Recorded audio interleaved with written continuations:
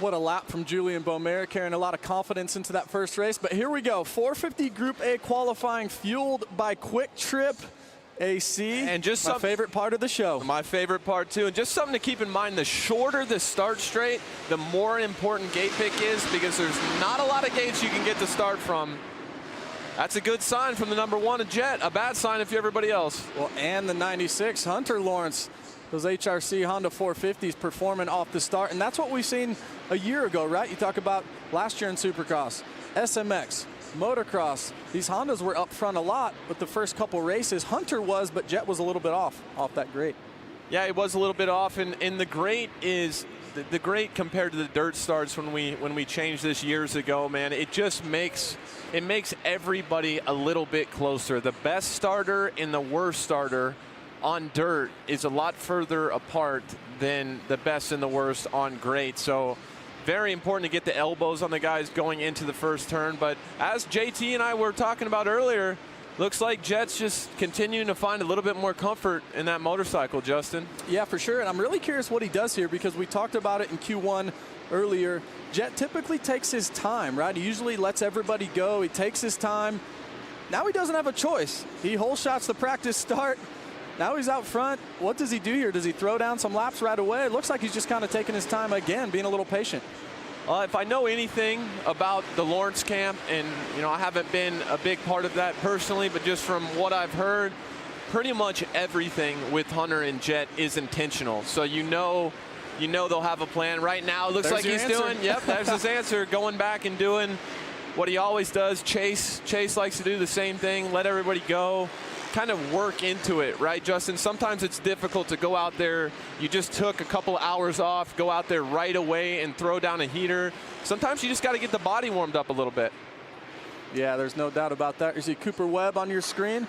Solid qualifying session earlier today. He laid down one late, ended up 3rd overall. Really impressive. It's really impressive, and it just shows when it matters most. Look, qualifying is important, but it's never more important than it is today, because this is your qualifying, this is your gate pick into that first race. Gate pick is very crucial. Chase Cook did a great segment earlier on Race Day Live about your gate pick, and the inside gates weren't very good. The outside gates aren't very good. So Cooper Webb, once again, rises up when it matters most. Yes, he does, and I think he's tired of everybody talking about how he's not good at Glendale, right? He loves it. He loves it. He loves it, and Cooper, if there's anything Cooper's done throughout his career, right, it's adapt. It's adapt. And when Chase came into the 450 class, Chase Sexton, Jet Lawrence, these guys kind of up the raw speed needed to contend for these championships. Cooper has gained a lot of speed. He is riding the best I've ever seen him. He's a guy that could be, sorry to interrupt, Adam, but a guy that could be a contender here tonight with a great start. Justin Barcia, 3 top 10s to start the year so far. And I feel like he's one hole shot, one great start away from changing his season around, being in that top 5. The thing about Justin that I respect the most as we watch him finish in this lap here, what I respect the most is how hard he tries. Launches. Absolutely launches. You just know, as he gets up to, looks like P7 there, you just know he's going to get absolutely everything out of himself in the bike. He's been around a long time. He's put up a lot of really good, consistent results. Number 7, Aaron Plessinger.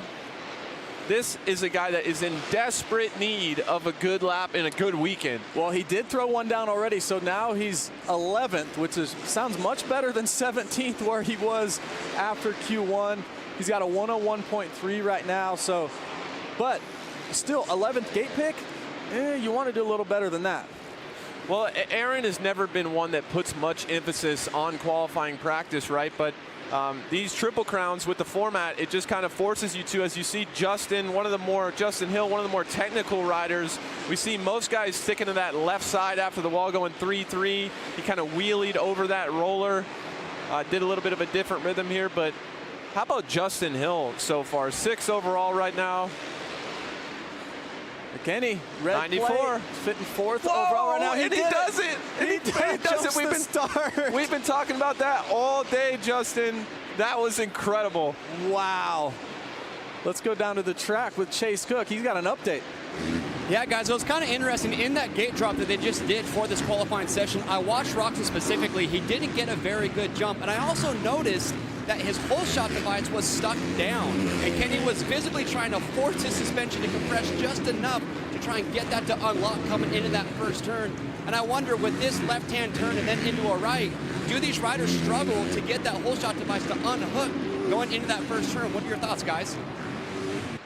Yeah, thanks, Chase. That's a great point. Look, Adam, typically you come in maybe a little bit faster. You're harder on the brakes. That whole shot device on all these motorcycles is so low. But let's take a look at this replay.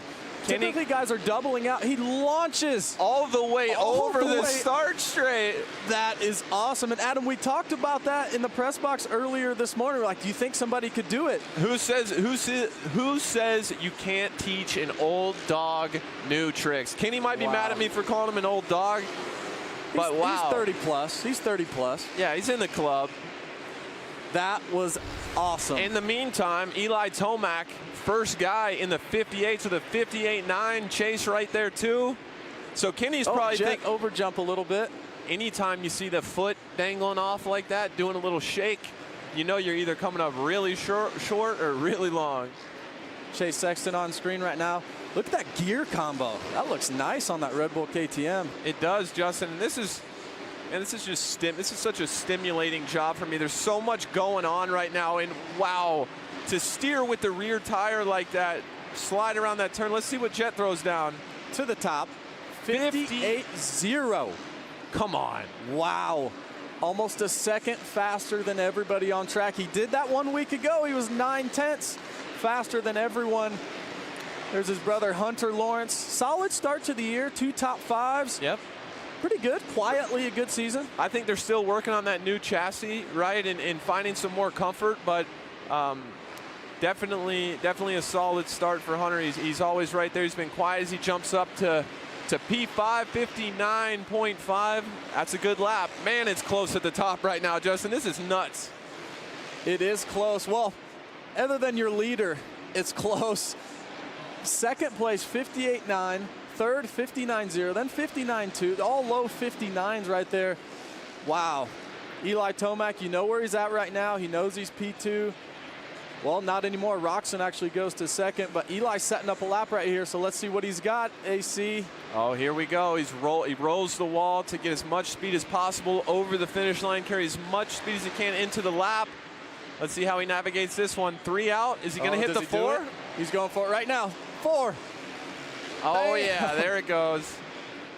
And that's a big line right there. It is a big line, and there's a few of them out there, and there's not too many guys better at navigating the whoops. And look at them jump out on the wall, Justin. We haven't seen guys do that all day. We haven't. Leave it to the Bulldog. Oh, 3 out of the turn. Oh, got it pretty good. 2. See if he goes to the inside. And what was impressive about that 3 out, Justin, he did it from the very low rut in the turn. A lot of guys been going a little higher in the turn. Let's see how he gets through here. Over the table, 3. You see how he put his bike on angle over the table to catch that downside? Those are the little things that are incredible. Yeah, there he takes that main line where you seen Jet earlier. He absolutely launches that single to the finish line. P3, 58.7. As Chase Sexton goes to second with a 58.6. So the guys are getting faster and faster, just not quite as fast as your leader right now, Jet Lawrence, with that 58.0. Wow. And just watching these guys throw down right now, Justin, when these guys get done with their lap and they look at the top of the board and they're not on it, they have to be so surprised because that line right there, sorry, AC, he misses that rut. And he just goes outside and full drifts himself all the way around, 58.1. So his second best time is still faster than everybody on track.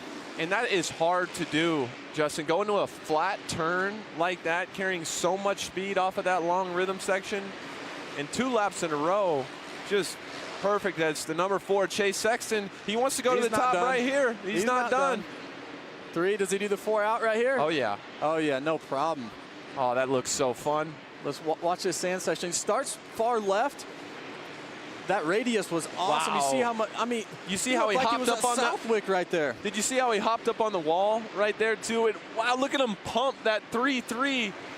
Adam, we've been around this sport a long time. This intensity, I've never seen such a thing. I'm lost for words. I really, I really am. The level that these guys are taking the sport to, we are literally watching the sport go to a new level in front of our eyes. These guys are incredible, just insane. Over the table, 3. This lap has been unbelievable so far. Let's see what line he takes right here. Does he take this inside rut? He does, but a lot of acceleration. Oh, and he chop, just got us. That chop got him out of the line. Just that little mistake. Did it cost him? Only a 58.7. Wow. When you watch that lap, you're like, there's no one that could go faster on this planet, and Jet's 0.6 of a lap faster. Just unbelievable. And Jet's on another one. These guys just keep going back and forth. He's not satisfied. What's crazy, I'm assuming here, but I think Jet just being so close to the 57s, even though he's already P1, Jet's kind of just, at the end of the day, Jet just loves to ride dirt bikes, and some of the greats, we talked about it earlier, but it's just them against themselves, and I really think he just wants to try to get in the 57s here, Justin. So? Yeah. We've talked about that motorcycle. The weakness, in our opinion, has been the whoops. Looked really good in that whoop section there, but watch this line. Goes outside, full rear-wheel drift into that little bit of powder, launches the single. 57. 58.2. So he's done a 58.0, a 58.1, and a 58.2, 3 times faster than anybody else on track. I've never felt more of like a fan than I do right now, because that was incredible, Justin. I'm going to need a break after this session. I might need a week off. This is so fun to watch. Wow. Everybody at home, we caught a lot of fast laps right there. 58.0, fastest man of the day, Jet Lawrence. Chase Sexton, 58.6. Eli Tomac, 58.7. And look how tight that is between Tomac, Sexton, and Roczen. That red plate, that's a solid qualifying session for Ken Roczen. And how about Jason Anderson? I haven't talked a lot about him.